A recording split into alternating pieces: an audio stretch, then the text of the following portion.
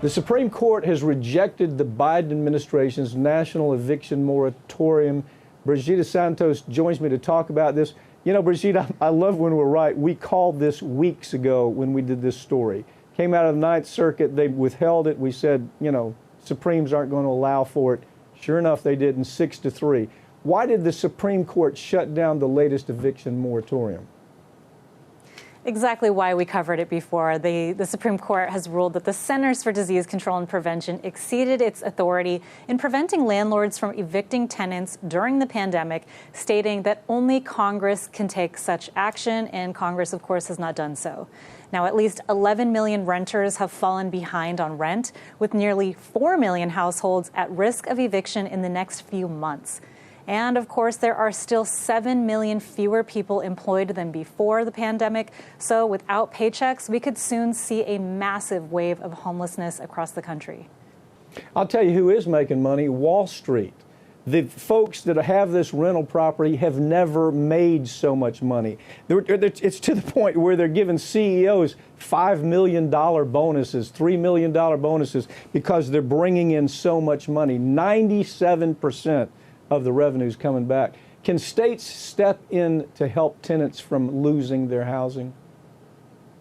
Yeah, they can. And the Biden administration is asking local officials, including governors, mayors, and judges, to extend local eviction moratoriums, enact policies requiring landlords to apply for federal aid before kicking tenants out, or delay evictions while renters apply for rental aid.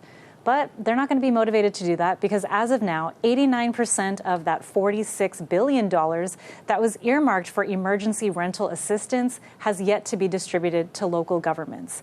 Now, some states have enacted temporary statewide eviction moratoriums or given people extensions so that qualifying renters can have a little bit more time before facing eviction. Those states include California, Washington, Minnesota, New Mexico, New York, and New Jersey.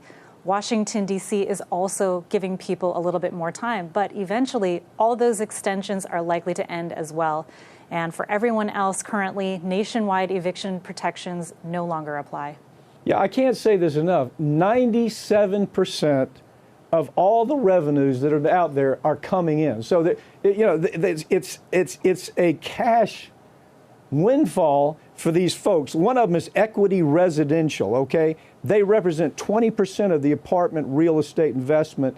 Now, you think it's mom and pop. No, it's these folks from Wall Street. 20% they represent. Then you have Mid-America apartment communities. They represent another 20% of the market. So all this money, this is just a decision that has lined the pockets of all these Wall Street types. What resources are available for families who might be evicted? The Department of Housing and Urban Development has a list of housing organizations for those in need of immediate shelter and emergency housing. Many states and cities are also offering financial assistance for tenants who are struggling to pay rent. People can find those relief programs online by visiting the National Low Income Housing Coalition website. And government-backed mortgage buyers, Freddie Mac and Fannie Mae, have prohibited landlords of multifamily properties with these types of mortgages from evicting tenants until September 30th. Now, to find out whether you qualify, people can visit Fannie Mae and Freddie Mac and then put in their address or use the National Low Income Housing's Federal Eviction Moratorium lookup tool. Brigida, let's hope that maybe there are workarounds, because right now this is a Wall Street windfall and it's putting people out of their homes. The next step is going to see rents going up. Thank you for joining me, okay?